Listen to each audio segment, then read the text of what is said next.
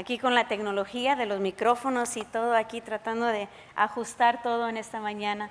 En esta mañana el pastor Daniel me ha pedido que compartiera con ustedes en esta mañana y siempre lo hago con mucho temor delante de Dios porque sé la responsabilidad que tenemos los que compartimos de su palabra delante de Él, amén. Así que hermanos, vamos a orar antes de entrar a su palabra y pido que oren por mí porque el español obviamente no es mi primer lenguaje.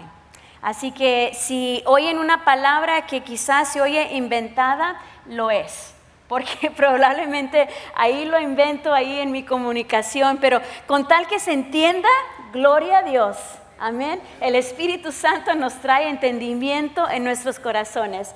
Padre, te alabamos y te damos gracias, porque podemos venir juntos, abrir la Biblia y encontrarte a ti.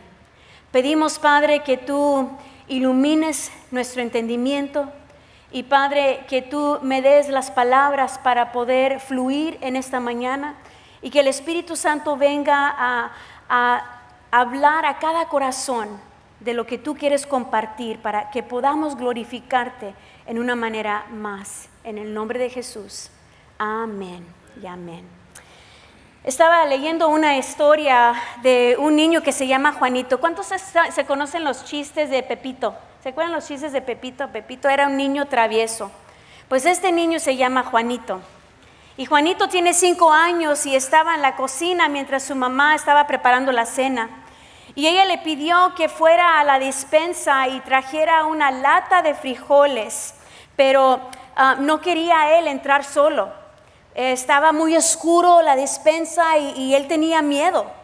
Entonces ella le volvió a preguntar: Juanito, ve a la despensa, tráeme la lata de frijoles. Ay, pero mamá, tengo miedo. Entonces ella volteó a Juanito y le dijo: Juanito, vas a estar bien. Jesús estará contigo. ¿No sabes que Él está contigo donde quiera que tú vayas? Jesús va a estar contigo. Pues ahí va Juanito caminando hacia la puerta y la abrió así bien lentamente. Y se asombró ahí adentro y vio que todavía estaba muy oscuro. Y dijo él: no sé si puedo ir. De repente se le ocurrió una idea. Se asomó adentro y dijo: Jesús, si estás ahí, ¿me puedes pasar la lata de frijoles? A veces así somos como Juanito, ¿no? Tenemos temores quizás en nuestro alrededor, tenemos quizás cosas que suceden en nuestra vida que nos trae preocupación, nos trae ansiedad. Y para algunos de nosotros quizás ese miedo viene en la forma de arañas. ¿Cuántos tienen miedo a las arañas? Hay personas que le tienen miedo a las arañas. Mi hijo es uno de ellos. No sale, si ve una araña, él se regresa y dice: por favor, alguien mate esa, y le vas afuera y está chiquitita, así, bien chiquita. Pero aún en eso, hay personas que también traen miedo a la oscuridad. Yo me acuerdo que yo cuando estaba chica, mi mamá me pedía que te tirara la basura y estaba ya cerca del callejón y todo estaba bien oscuro. Y donde me salía, abría la puerta y me arrancaba corriendo para tirar la basura y arrancaba corriendo para regresar. ¿Por qué? Porque no sabía que estaba en la oscuridad. Hay personas aún incluso que tienen temor a los payasos. Mi hija es una de ellas. Ve un payaso y se empieza ella, no le gustan los payasos. Pero aún más allá hay personas que tienen temor. Temor, ansiedad de quizás un reporte que le dio el médico, o algo que sucede en la semana, o quizás lo que va a suceder con sus hijos, o el día de mañana, y trae ansiedad. Y en realidad es muy difícil enumerar todos los temores del mundo, porque literalmente hay millones y millones de diferentes tipos de temores. Pero una cosa que sí puedo saber es que el temor produce en nosotros sentimientos de ansiedad y agitación. ¿Cuántos han sentido eso? Tienes un temor y de repente entra la ansiedad. Nos preocupamos por nuestros hijos cuando son pequeños, ¿verdad? Y luego cuando son grandes nos preocupamos aún más. No se acaba. Tenemos miedo por nuestra salud, miedo por nuestras finanzas. Podemos preocuparnos por todo tipo de cosas, sean grandes o sean pequeñas. Pero el miedo es algo que constantemente, cuando entra a tu vida, como que se engrandece en tu mente. ¿No te ha sucedido eso? Empiezas a pensar de todas tipos de situaciones y cosas que ni aún han pasado. Y nuestra mente empieza a mover y pensar y empezamos con la ansiedad y luego nos preocupamos y de repente aún nos afecta nuestra salud, nos afecta quizás en la manera que pensamos, las decisiones que hacemos, quizás aún en deprimirnos. Pero el miedo y la ansiedad aún puede dominar nuestras metas y nuestros deseos y bloquea el crecimiento espiritual de nuestra vida y puede también bloquear el crecimiento de nuestra fe. Porque lo que sucede es que empezamos a dudar a Dios. ¿Dónde estás, Dios? ¿Por qué está sucediendo esto, Dios? Un profesor de una universidad hizo un estudio y fue interesante lo que él vio. Él estaba haciendo un estudio acerca del temor y las cosas de que la gente se preocupa. Y en su investigación él descubrió estas cosas. El 40% de personas se preocupan por cosas que nunca va a suceder. 30% de personas se preocupan por cosas que sucedieron en el pasado.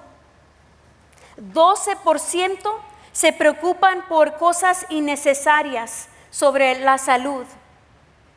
10% realmente se preocupan por cosas que son insignificantes, cuestiones insignificantes. Y solamente el 8% son preocupaciones legítimas. Si piensas en estas estadísticas, puedes ver que 92% del tiempo que pasamos preocupándonos es realmente energía desperdiciada, porque solamente el 8% son legítimas. Pero ¿sabes que la Escritura nos dice que tampoco nos debemos de preocupar ni aún del 8%? Hay una escritura en Filipenses capítulo 4 y quizás tú lo has leído antes. Vamos a verlo aquí en la pantalla. La palabra de Dios nos dice, no se preocupen por nada. En cambio, oren por ¿qué? Dígalo conmigo. Todo. No se preocupes por nada, pero oren por todo. Dígale a Dios lo que necesitan y denle gracias por todo lo que Él ha hecho. Pablo nos dice, no te preocupes. Y nota que no es una sugerencia. No es una recomendación, sino es una orden de Dios, de nuestro Padre Celestial. El Todopoderoso, el Dios de amor nos dice, no te preocupes por nada. Pero aunque sabemos esta escritura y lo hemos leído como creyentes, nos preocupamos. Viene algo en nuestra vida y la ansiedad ahí llega. Y a veces es como esos hamsters que están en esa rueda y se suben a la rueda y van círculo, círculo, círculo. Nunca se bajan. ¿Por qué? Porque regresamos a nuestro pensamiento pecaminoso, a la ansiedad. Y los miedos más comunes son sobre asuntos que realmente no podemos controlar. Ninguno de nosotros puede garantizar el éxito de nuestro matrimonio. Ninguno de nosotros puede garantizar el éxito del trabajo. No podemos quizás garantizar la salud de nuestra familia. Ninguno de nosotros podemos controlar a nuestros hijos las 24 horas del día. Imagínate cuando se van al colegio, menos. Hay cosas en nuestras vidas que no podemos controlar. Pero también vemos que Dios y en su palabra a través de el lente de nuestras circunstancias, cuando nosotros vemos lo que nos está sucediendo, va a causar nuestra vista de Dios que sea pintada de otro color. Por ejemplo, no vemos a Dios claramente, lo vemos así en nuestra propia imagen porque estamos viendo la circunstancia que estamos rodeados. Pero cuando nosotros conocemos a Dios, realmente conocemos su palabra en nuestro interior, podemos nosotros ver la circunstancia y aplicar su palabra a esa circunstancia y decir: Señor, aunque yo no lo vea, yo sé que tú estás ahí. Aunque yo no lo vea, yo sé que tú estás para mí. El texto de hoy que vamos a compartir está encontrada en Isaías capítulo 41, versículo 10. Pero antes de entrar a este versículo, vamos a hablar un poco del libro de Isaías y lo que está sucediendo en antes de este capítulo, alrededor de este capítulo, para tener un buen contexto de lo que está sucediendo. El libro de Isaías está obviamente en el Antiguo Testamento y es uno de los más largos libros de la Biblia. Y se divide este libro naturalmente en dos partes. Y Dios en el libro de Isaías acaba de dar, antes del capítulo 41, acaba de dar la terrible noticia al pueblo de Israel. Y a través del profeta Isaías, Dios les dice que iban a ser capturados, iban a ser sacados de su patria, de su hogar, y enviados a cautiverio en Babilonia. Y si tú conoces la historia de lo que le pasó a los israelitas, podemos reconocer que ellos estuvieron en exilio durante 70 largos años. Ellos estaban en cautividad por 70 años. Y con esta triste noticia termina la primera mitad del libro de Isaías. Y entonces en la segunda parte empieza en el capítulo 40. Y yo creo que veamos aquí cómo cambia el tono en el capítulo 40, versículo 1. Cuando Dios dice esto. Dios dice al pueblo de Israel: consuelen a mi pueblo, dice su Dios.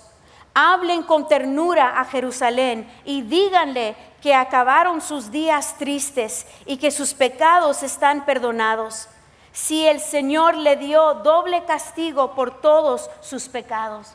Aquí Dios está declarando es tiempo de traer consuelo al pueblo de Dios, porque Dios ya se acabaron sus días tristes, ya sus pecados son perdonados.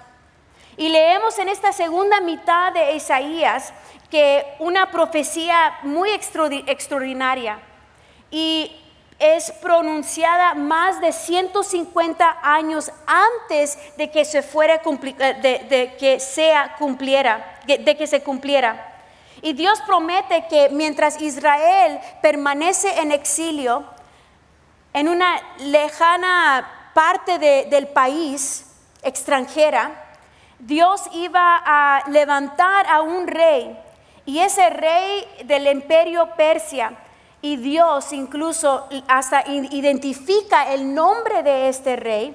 Dice: este rey yo lo voy a levantar para que él haga mi voluntad y él pueda regresar a los cautivos a su país de Jerusalén. Y esta parte lo vamos a ver, esta profecía, en capítulo 44. Y lo que a mí me llamó la atención es cómo Dios pudo declarar a través del profeta Isaías, 150 años antes de que sucediera, específicamente lo que iba a pasar. Y dice aquí la palabra de Dios, dice: yo soy el que confirmo la palabra de su siervo y cumplo el propósito de sus mensajeros. El que dice de Jerusalén será habitada, y desde las ciudades de Judá serán reedificadas, y sus ruinas levantaré. El que dice a la profundidad del mar: sécate, y yo secaré tus ríos. El que dice de Ciro: él es mi pastor, el que cumplirá todos mis deseos. Y dice de Jerusalén: será reedificada, y el templo serán hechos tus cimientos. Aquí Dios está profetizando a través de Isaías. Esto es lo que va a pasar. Mi pueblo va a regresar, el templo va a ser reedificado y yo lo voy a hacer a través de este hombre que yo voy a levantar, llamado Ciro. Y él, nota lo que dice la escritura en el versículo 28. Dice, él cumplirá todos mis deseos. ¿Sabe lo que me dice esta escritura de la naturaleza de Dios? Es que Él está envuelto en todo, no solamente en el presente, sino en el futuro. Él ya está orquestando, organizando todo lo que iba a suceder y lo estaba hablando sobre su pueblo para que tuvieran fe, para que no temieran. Y ahora llegamos a 150 años después de que esta palabra fue pronunciada. Y si lees tú en Daniel capítulo 5, tú puedes ver el cumplimiento de esta profecía. Después de que el pueblo de Israel había estado en cautiverio durante 70 años, Dios levanta a este rey de Media Persia. Y él asume dominio mundial y él empieza a conquistar a todas las naciones y entra a Babilonia. Y en una sola noche es algo milagroso como Dios le da favor y él empieza a conquistar toda esta tierra. Y en Esdras capítulo 1 vemos que el rey de Persia, el conquistador Ciro, empieza a declarar todo lo que él va a hacer. Ya después de conquistó toda esta tierra, él empieza a declarar y él ordena al pueblo judío que regresara a la tierra y que reconstruyera Jerusalén y al templo. Y él mismo proporcionó todo lo necesario para que este proyecto se pudiera ser reconstruido. Él usó su propio dinero para que ellos puedan reedificar el templo de Jerusalén. Exactamente como Dios lo habló, exactamente como Dios lo profetizó. Imagínense, Dios levantando un gobernante mundial solo para que su precioso pueblo fuera restaurado a Jerusalén. Todo para su gloria. Todo para poder ser su nombre reconocido. Y la promesa de este extraordinario evento realmente es el trasfondo de nuestro pasaje de esta mañana. Y vamos a Isaías capítulo 41. Y les conté esta historia por esa razón, porque tenían que ver lo que está sucediendo entre estos capítulos. En el capítulo 41, Dios comienza invitando a las naciones del mundo a examinar lo que Él está a punto de ser y para que ellos vean cuán superior es Él comparado a todos los dioses. Porque todas las naciones que estaban rodeadas por ahí, por los judíos, eran naciones paganas y todos tenían sus ídolos. Y en el capítulo 41, el versículo 1 a 4, en aquella época, acuérdense, la profecía era que Ciro, el rey de Persia, había estado expandiendo su imperio y había conquistado todos los países del norte y ahora amenazaba a Babilonia. Y el profeta Isaías imagina a Dios llamando a las naciones a reunirse ante de él y empieza a hacer esta pregunta. Vamos al versículo 2. Hace Isaías esta pregunta: ¿quién ha incitado a ese rey del oriente llamándolo en justicia para el servicio de Dios? Él está hablando del rey Ciro. ¿Quién es el que llamó a este rey del oriente? ¿Quién le da victoria a ese hombre sobre muchas naciones y permite que pisotee a los reyes? Otra vez hablando del rey Ciro. Con su espada reduce a polvo a los ejércitos y con su arco les esparce como la paja ante el viento. Los persigue y avanza seguro, aunque pisa terreno desconocido. ¿Quién ha hecho obras tan poderosas, llamando a cada nueva generación desde el principio del tiempo? ¿Y qué es la respuesta? Mire lo que dice Dios. ¿Quién es? Soy yo, el Señor, el primero y el último. Únicamente yo lo soy. Dios dice, ¿quién hace todo esto? Yo. Solamente yo puedo. ¿Por qué? Porque yo soy el primero y el final, el Yahweh. Y luego vemos que en los versículos 5 al 7, que cuando los ejércitos de Ciro se acercan a estas naciones, la gente pues entra a pánico. Empieza a decir, ¿qué está pasando? Se angustia porque viene este rey para tomar posesión de su tierra. Y al entrar en esta angustia, ellos invocan a sus dioses y le invocan a sus dioses pidiéndole la protección. Entonces Isaías aquí en los versículos 5 al 7 empieza a describir lo que sucede entre los pueblos, entre la gente. Los orfebres y otros artesanos empiezan a ayudarse uno a otro para trabajar en hacer sus ídolos. Y vamos a ver lo que dice él en versículo 7.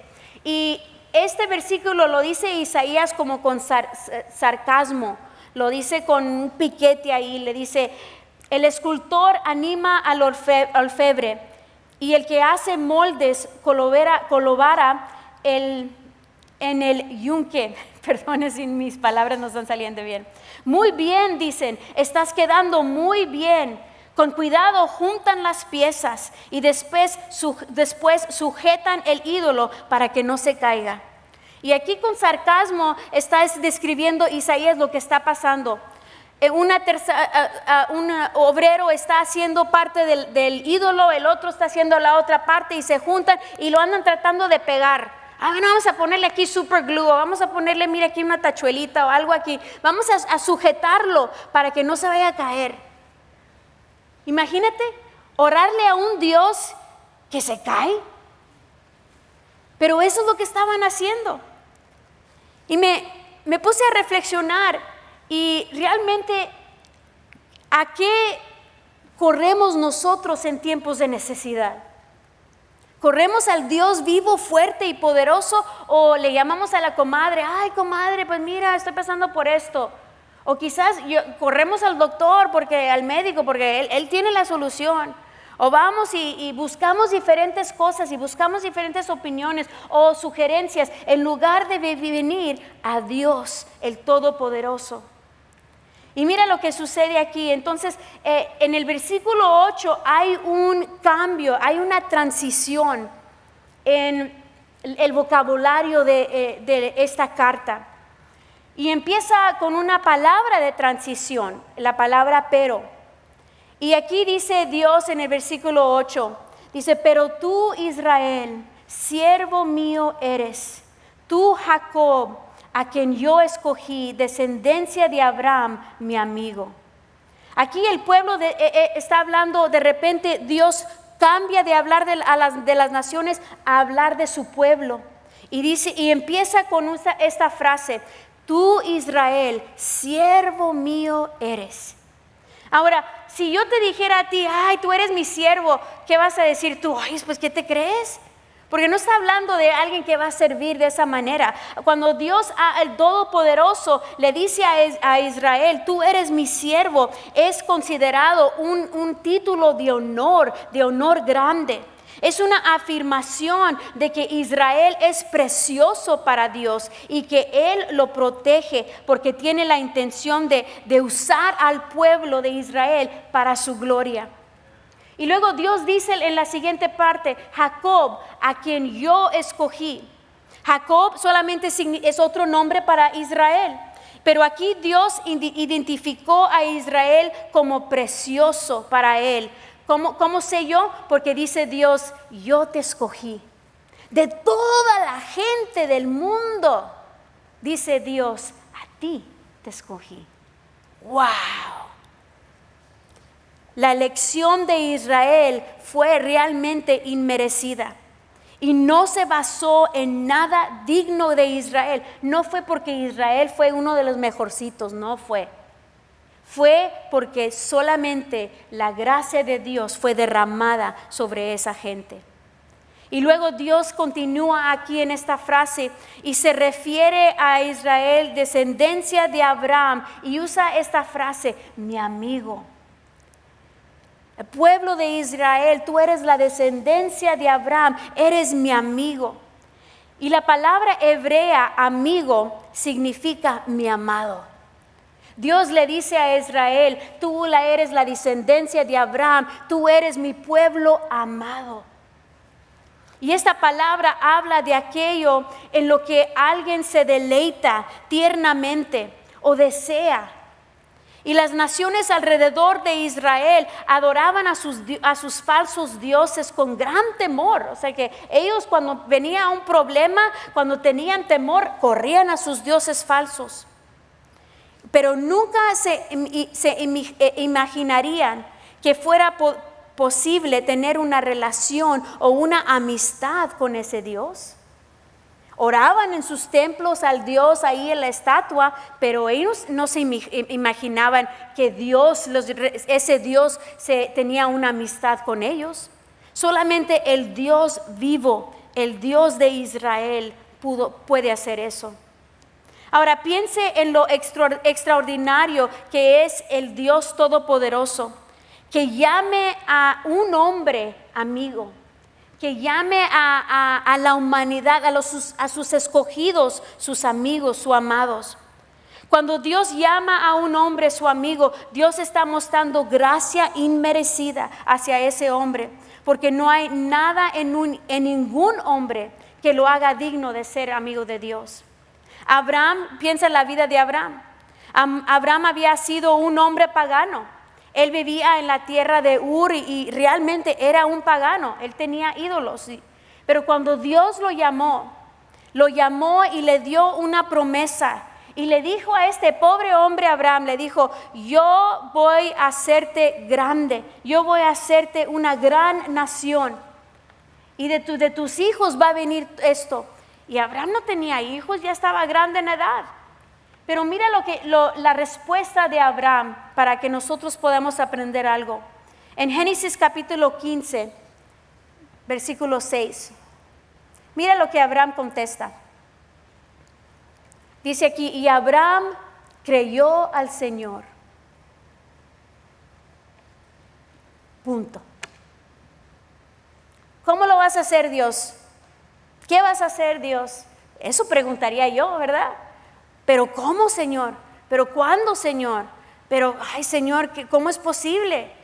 ¿Qué vas a hacer? Queremos todos los detalles. Pero aquí la Escritura nos dice, Abraham creyó al Señor y el Señor le consideró justo debido a su fe. Y regresando a Isaías capítulo 1, vemos el versículo 9. Continúa Dios aquí en Isaías capítulo 1, hablando a su pueblo y dice, porque te tomé de tus confines de la tierra, de tierras lejanas te llamé y te dije, mi siervo eres tú. Otra vez Dios confirma, yo te escogí y no te desecharé. ¡Wow! Que Dios nos diga a nosotros, te escogí y yo nunca te voy a desechar. Para mí es algo que me trae paz. Aunque esto fue escrito hace siglos al pueblo de Israel, los que han creído en Jesucristo están incluidos en esta promesa. Cuando Dios dice, eres mi siervo, yo te he escogido, tú eres mi amigo, yo no te desecharé. Él está hablando a ti y a mí si somos seguidores de Jesús. En Cristo, tú y yo somos siervos de Dios. En Cristo, tú y yo somos elegidos de Dios. En Cristo, tú y yo somos amigos de Dios solamente por su gracia. Mira lo que dice aquí en Efesios capítulo 2. Efesios capítulo 2. En el versículo 12 dice esto. En esos tiempos ustedes vivían apartados de Cristo. No se les permitía ser ciudadanos de Israel y no conocían las promesas del pacto que Dios había hecho con ellos. Ustedes vivían en este mundo sin Dios y sin esperanza. Aquí Pablo está hablando a los gentiles. Esos somos nosotros, si no somos judíos, eso eres tú y yo. Y él nos está diciendo, ustedes vivían sin Dios y sin esperanza. El versículo 13 dice, pero ahora han sido unidos a Cristo Jesús. Antes estaban lejos de Dios, pero ahora fueron acercados. ¿Por qué? Por medio de la sangre de Cristo. Gracias, Señor. Aleluya. Por la sangre de Cristo nosotros hemos sido acercados a Dios. Versículo 14 dice, pues Cristo mismo nos ha traído la paz. Él unió a los judíos y a los gentiles en un solo pueblo, cuando por medio de su cuerpo en la cruz derribó el muro de hostilidad que nos separaba. El versículo 18, ahora todos, digan todos, podemos tener acceso al Padre por medio del mismo Espíritu Santo, gracias a lo que ha hecho Cristo por nosotros. Gloria a Dios. Y el versículo 19 nos dice esto, así que ahora ustedes, los gentiles, nota lo que dice aquí, ya no son unos desconocidos, ni extranjeros. Ahora son ciudadanos junto con el pueblo santo de Dios, son miembros de la familia de Dios.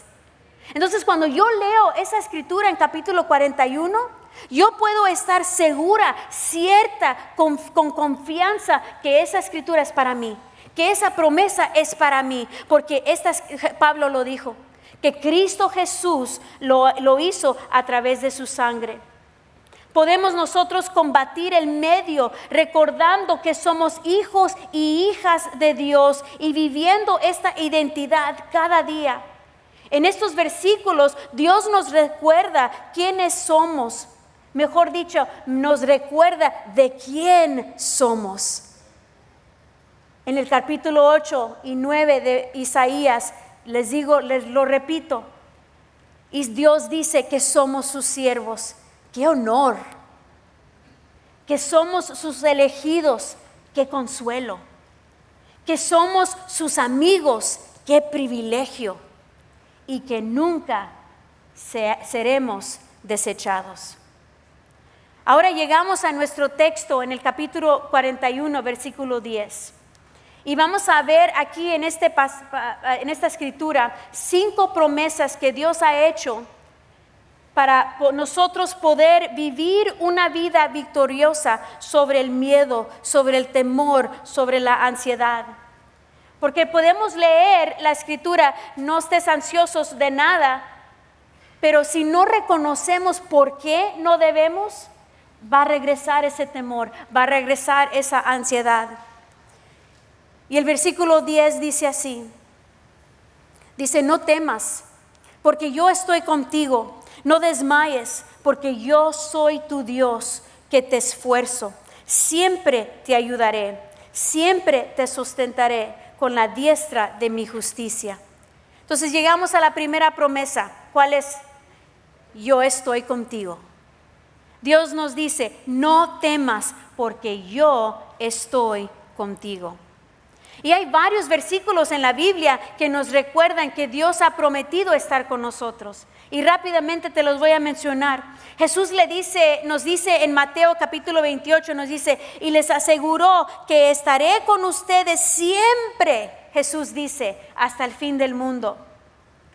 En Juan 14, Jesús nos dice esto, no os dejaré huérfanos, sino yo volveré a vosotros. Pablo nos escribe en capítulo 8, versículo 31, si Dios es por nosotros, ¿qué dice la escritura? ¿Quién?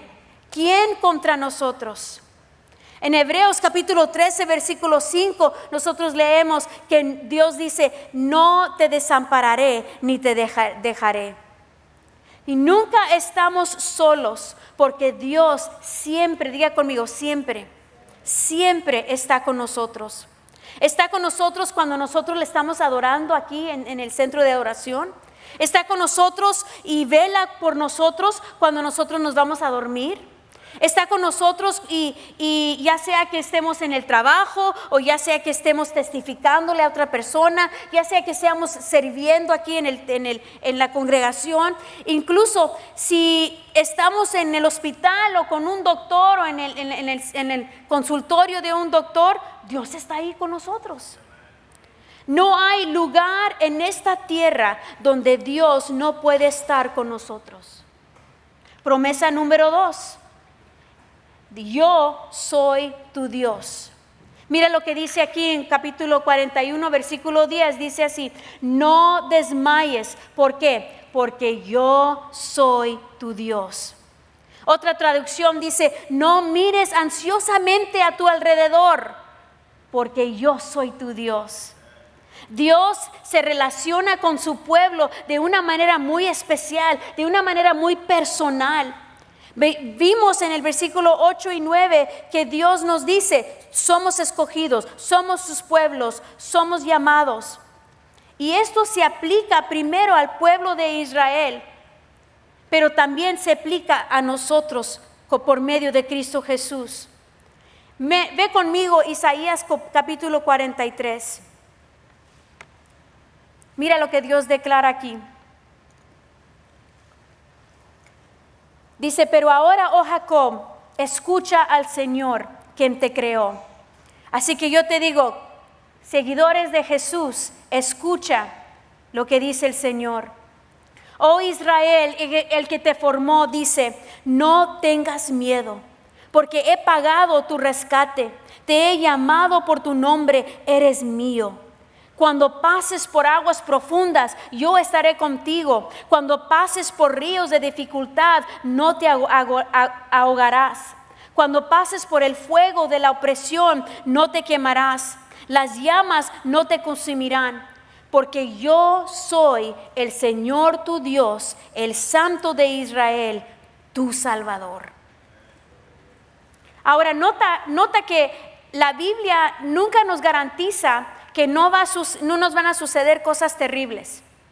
Esta escritura muy claramente nos dice, no nos dice en la escritura: nunca vas a pasar por las aguas, nunca vas a pasar por tiempos difíciles, nunca vas a pasar por el fuego. No, lee lo que dice aquí: cuando pases, lo vas a pasar. Y si no lo has pasado, espérate. Cuando pases por las aguas profundas, ¿qué es la promesa de Dios? Yo voy a estar ahí contigo. ¿Por qué? Porque yo soy tu Dios. Cuando pases por ese río de dificultad, no te vas a ahogar. ¿Por qué? Porque yo estaré contigo, porque yo soy tu Dios. Cuando pases por ese fuego de opresión, no te vas a quemar, porque yo estoy contigo, yo soy tu Dios. Isaías capítulo 1, regresamos ahí, versículo 10. Hemos visto que Dios está con nosotros, hemos visto que Él es nuestro Dios. Número 3, Él nos dice: yo te esfuerzo, yo te esfuerzo. La palabra aquí, esforzar, significa ser valiente, de buen coraje, de mente firme. Yo necesito eso, porque a veces mi mente va para acá y para allá, para acá y para allá. De mente firme. Y también a ser fuerte. Dios nos hace fuerte. Cuando Dios viene a esforzarnos, Él nos hace valientes. En otras palabras, Él nos da la fuerza para enfrentar las batallas que vienen delante de nosotros. Mira lo que dice Salmo 29, el versículo 11. La palabra de Dios dice el Señor fortalece ¿a quién?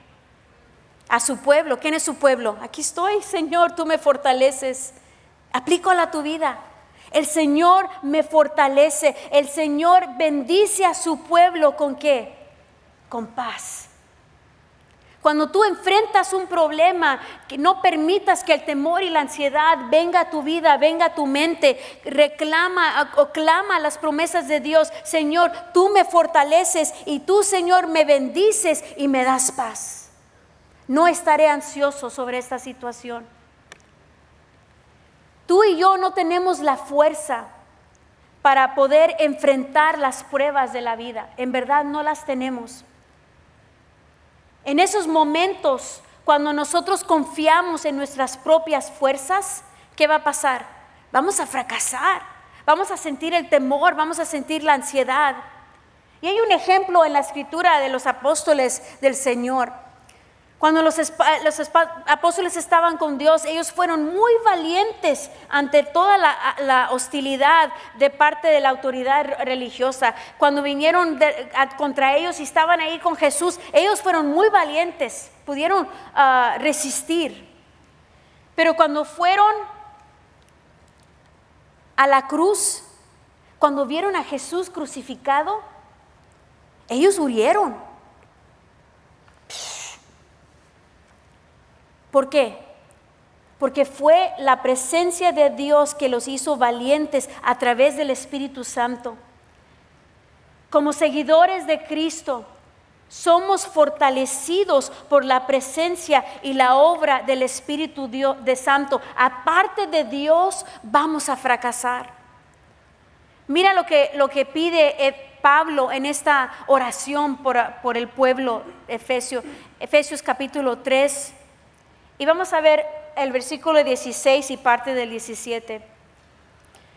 Pablo dice le pido que por medio del Espíritu y con el poder que procede de sus gloriosas riquezas, los fortalezca a ustedes en lo íntimo de tu ser, para que por fe Cristo habite en sus corazones.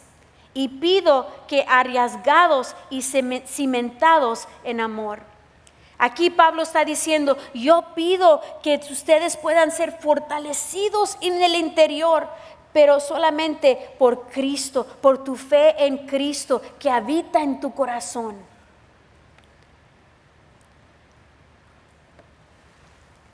Nada da el valor para levantarnos en la batalla y superarnos. Esta palabra, nos da el valor para poder levantarnos durante esa batalla, para poder superar todos los miedos y las ansiedades. Y regresamos al capítulo 41, a esa promesa. Y la promesa número 4 es, te ayudaré. Dios nos dice, yo te ayudaré.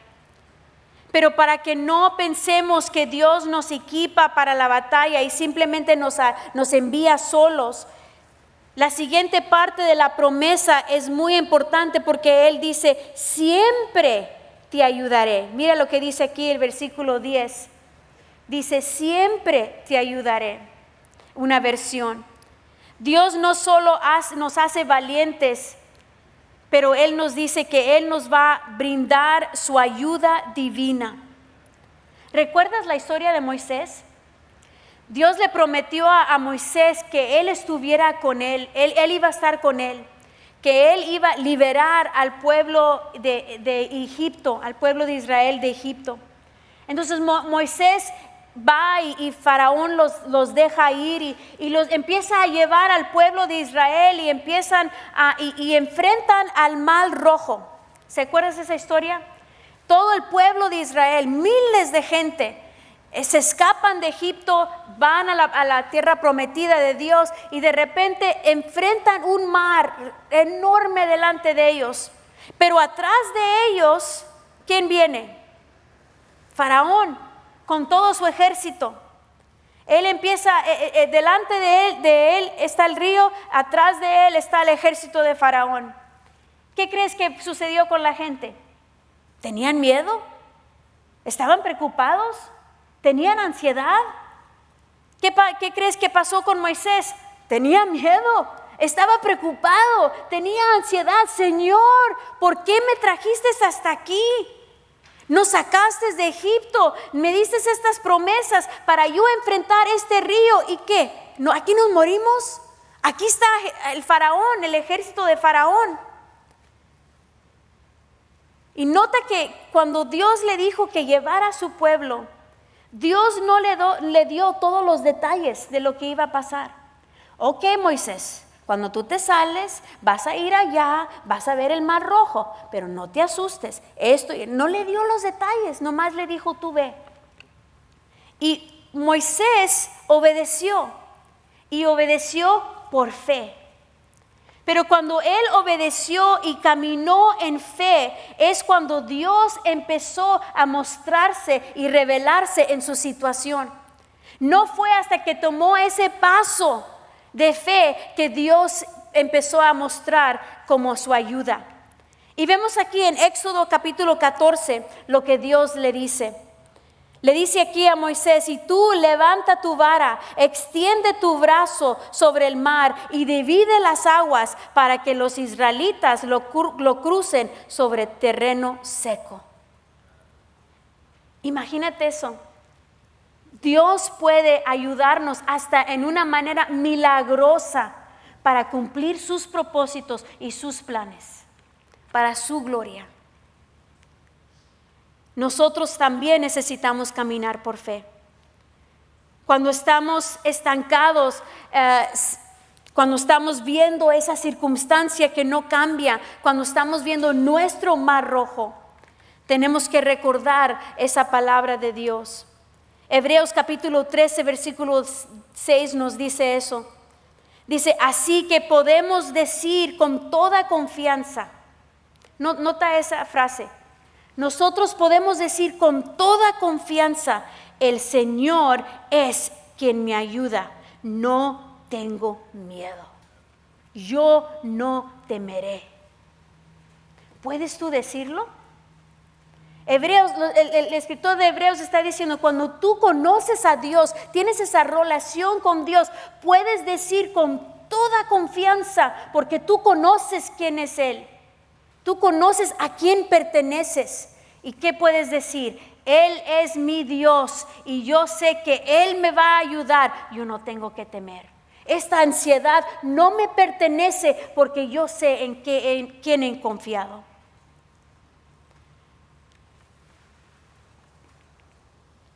Segunda de Crónicas, capítulo 20.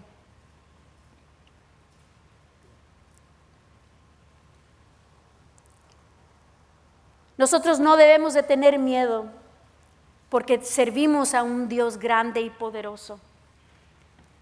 A mí me impactó mucho leer la historia de cómo Dios llamó a ese rey por nombre 150 años antes de que se cumpliera la profecía. A mí fue una revelación que dije yo: wow, Dios, qué increíble que cada detalle de mi vida, de mi futuro, porque ahí estoy contada yo en las promesas, estás tú involucrado. Y segunda de Crónicas capítulo 20, Josafat dice esto. Dice: Dios nuestro, ¿acaso no vas a dictar sentencia contra ellos? Pero nota lo que dice aquí. Dice: nosotros no podemos oponernos a esa gran multitud que viene a atacarnos. Y nota lo que dice él: no sabemos qué hacer. Ve esa multitud que viene a atacarlos y él viene a Dios y dice: Dios, yo no sé qué hacer. Pero mira lo que dice la declaración: pero en ti hemos puesto nuestra esperanza. Hay muchos tiempos en mi vida que yo le he dicho a Dios: yo no sé qué hacer. No veo la respuesta. No veo la solución, Señor. No veo el camino. Y trae esa ansiedad y temor a mi vida. Pero cuando tú conoces quién es Dios, con confianza, puedes tú declarar: Señor, yo verdaderamente, yo no sé qué hacer, pero en ti yo pongo mi confianza. Yo puedo confiar porque yo sé que tú eres mi esperanza. Y el capítulo 41 nos da la quinta promesa. Y Dios nos dice: yo te sustentaré. La última promesa de Dios nos da la seguridad de que Dios nos guardará. Nos dice así la Escritura: siempre te sustentaré con la diestra de mi justicia. Esta palabra sostener significa agarrar, apoyar. Somos sostenidos por su diestra. por su mano poderosa. En Deuteronomio capítulo 31, versículo 6, Dios nos dice y nos anima y nos dice: sean fuertes y valientes. No teman ni se asusten ante estas naciones. Y esa es la razón porque pues el Señor, su Dios, siempre los acompañará, nunca los dejará ni los abandonará. Me encantan esas palabras, siempre y nunca. Siempre nos va a acompañar, nunca nos dejará. Dice la misma cosa, pero con dos palabras diferentes. Siempre, Señor, tú vas conmigo, nunca me vas a abandonar. En cada situación de la vida, Dios va y está obrando antes de que yo llegue. Está trabajando de una manera creativa, de una manera estratégica, de una manera redentora para mi bien y para su gloria. ¿Y qué nos dice a través de esta promesa? Él nos dice: no temas, no desmayes, Dios está contigo, Él es tu Dios, Él te fortalece, Él te ayudará, Él te sustentará. Y regreso a esa pregunta: ¿hay algún lugar que puedas ir donde Dios no esté presente?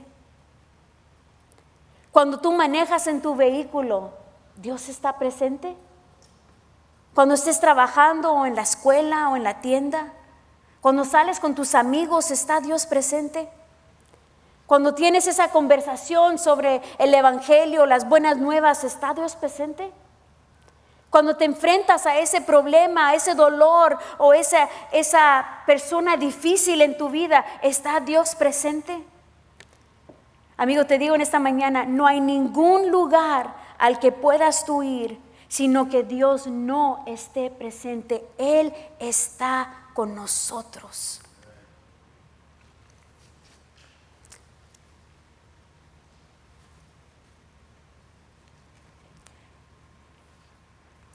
Y no puedo expresar la bendición que ha sido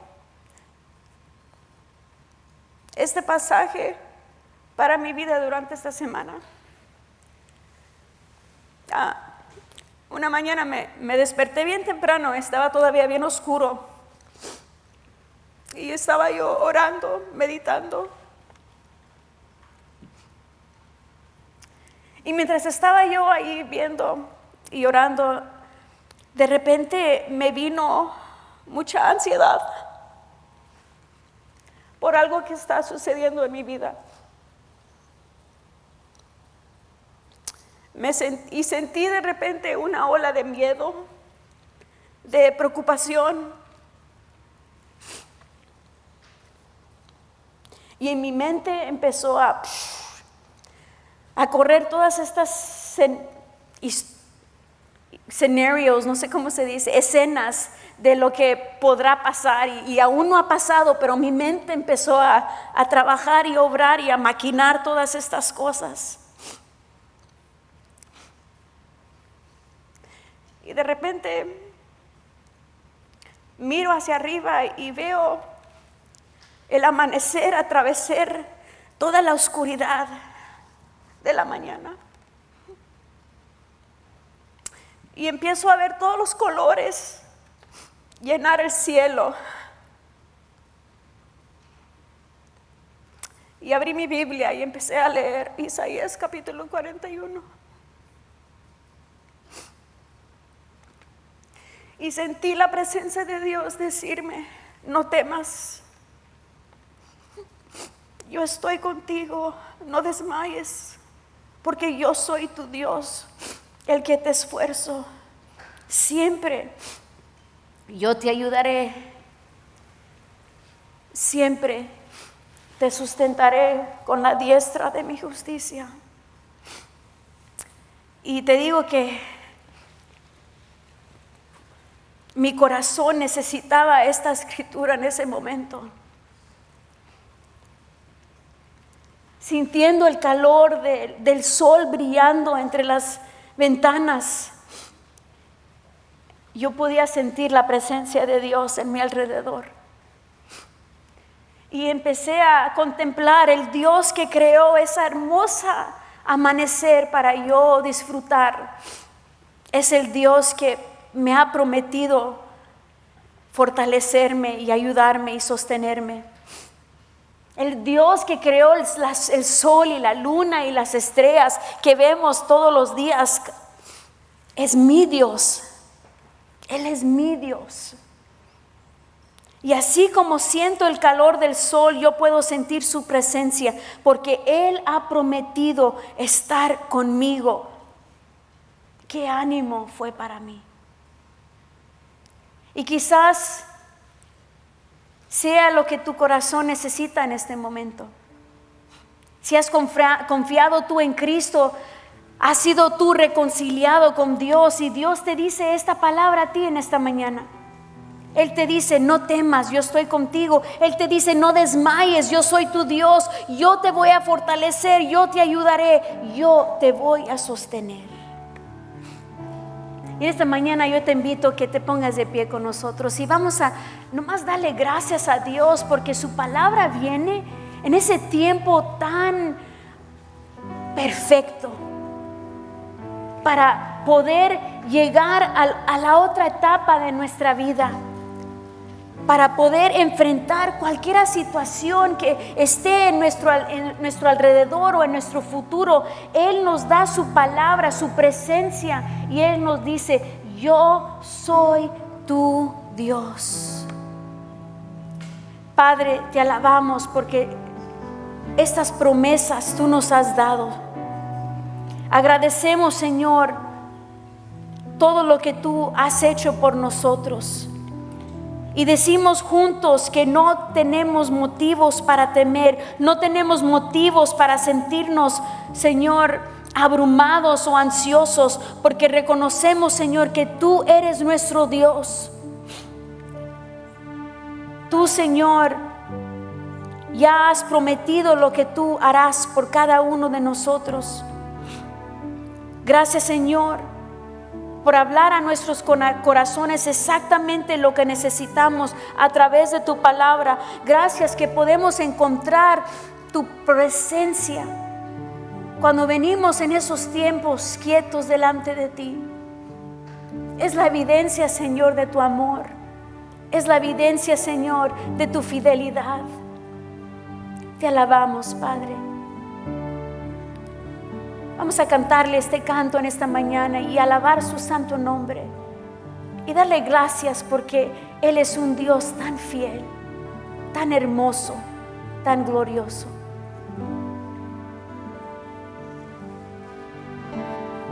Tu fidelidad es grande, tu fidelidad incomparable. Nadie como tú, bendito Dios. Gracias, Señor. Grande es tu fidelidad. Decláranos esta mañana tu fidelidad. Tu fidelidad es grande. Tu fidelidad incomparable es. Nadie como tú, bendito Dios. Grande es tu fidelidad. Tu fidelidad es grande, tu fidelidad incomparable es. Nadie como tú, bendito Dios. Grande es tu fidelidad.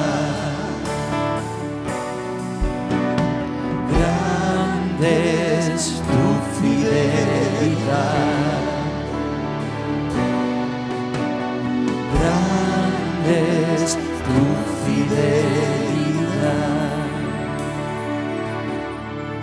Gracias te damos, Señor, por tus bondades, misericordias. Gracias que eres un Dios que está cerca a nosotros. Tú eres nuestra ayuda. Tú eres nuestra fortaleza, Señor. Gracias por animar al pueblo tuyo a una fe, Señor, que confía en ti, no importa lo que venga. Tú dijiste, Señor, que estarías con nosotros siempre, hasta el fin. Gracias, Señor, por tu gran fidelidad. Dígaselo una vez más. Tu fidelidad es grande, tu fidelidad incomparable es. Nadie como tú, bendito Dios. Grande es tu fidelidad. Grande es tu fidelidad. grande es tu fidelidad, Señor. Grande es tu fidelidad.